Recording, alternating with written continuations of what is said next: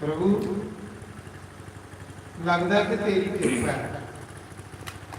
जिन्हें घरे विच साधु ब्राह्मण की जूठ नहीं खिलरी महाराज जी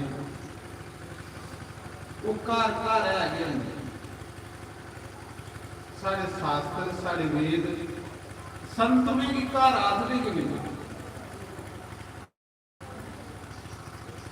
वो सत्य नहीं है रूदा में ये सत्य की विरोध हो तो कोई नहीं किसी पास हाथ दिता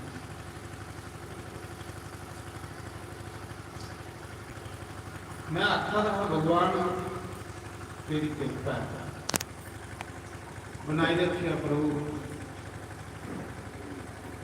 उस किस्म की कोई मैं नहीं आवे कोई अहंकार नहीं आवे बस ऐसी कृपा बनाई रखिया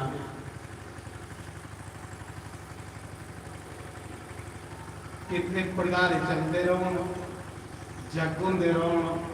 तेरी पूजा होंगी रहे तेरे आशीर्वाद होंगे रहो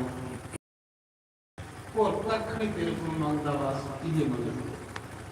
बाकी तू अगे बड़ा कुछ देते रहा और कुछ मंगना दे और कुछ मंगना तो फाज फसने वाली गल बाकी जिन्नियां डिमांडा ना ये बंदे की नरका च सुटने वाली इको डिमांड रखो मेरा घर मंदिर बनी है मेरा घर आश्रम बनी है मेरा रोज भंडारे हो कीर्तन हो क्या पाठ ये चीज मेरा